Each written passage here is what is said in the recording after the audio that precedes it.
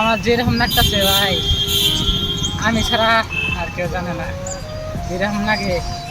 তো গাইস, আসসালামু আলাইকুম। সবাই কেমন আছেন? আশা করি সবাই অনেক ভালো আছেন। তো আমি এবার কাম করি না, তো আজকে আমার ফ্রেন্ড একটা যে কান দৌড়ে দিলাম, ওই ফ্রেন্ড আমার সকালে 6টা বাজায় ফোন মারছে কামে জানা গেতে। আমি মুস করলাম কনে ভাই, কয় বরবাড়া।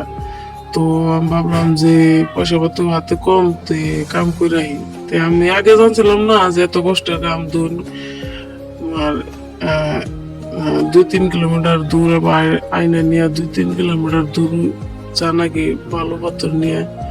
তো আমার ফ্রেন্ড নিয়ে গেতাছে, তো এত কষ্ট করে সিঁড়ির উপর দিয়ে উঠে, মানে ও তো নিয়ে গেতাছে বুঝা ভাই, আর আমি বুঝা ছাড়া, তাও আমার অনেক কষ্ট লাগতেছে।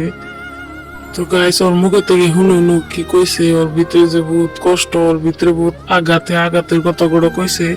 তো আপনারা শুনেন ওর আঘাতের কথা কটা। ভালো লাগলে লাইক করে দেন, জানি একটা কমেন্ট করেন জানি। এই বেদনাটা বুঝুন। সে যে কষ্ট করে তো তুমি বালুর বস্তা একটা নিয়ে এলে, কেমন লাগতেছে তোমার কাছে একটা শুনি?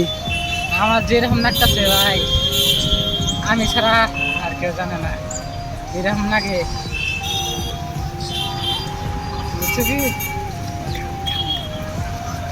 কিরম কিরম দেখেন, কিরম গাইমা গেছি, গাইমা কষ্টের ফল। হ্যাঁ, তা তো দেখতেছি বহুত কষ্ট পাই না। সিঁড়ি ভাই এখন না ভাই, বহুত এই কষ্ট হয়। হারাটা দিন কাম করে কত দেয়? 500 টাকা। মোড়ে 500 টাকা। হ্যাঁ, 500 টাকা। আরে আই, 500 টাকা 1 মিনিটে শেষ হয়ে যায় বাজারে গেলে, তাই না? বাজার গেলে তো সরে যাবো গা। বউগুলান আছে যে কিনার দেন নাকি, এটা ওটা কিনার নাকি 500 টাকা তো ওই না, শেষ হয়ে যাবে না নাকি। আবার সকালে আইলে আবার কামে এখন নাকি। আচ্ছা গাইস, দেখছেন তো কি অবস্থা আমাদের গরিব। আর দুঃখের জীবন থাকলে ভাই এমনি কষ্ট করতে হয়।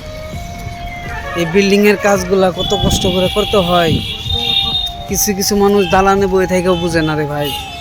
দেখেন তো গাইস, ভিডিওটা অবশ্যই যদি ভালো লাগে অবশ্যই শেয়ার করবেন, কমেন্ট করবেন, আর কমেন্ট করে জানাবেন আপনাদের মতামত। তো গাইস, আজকের ভিডিওটা এই পর্যন্তই গাইস।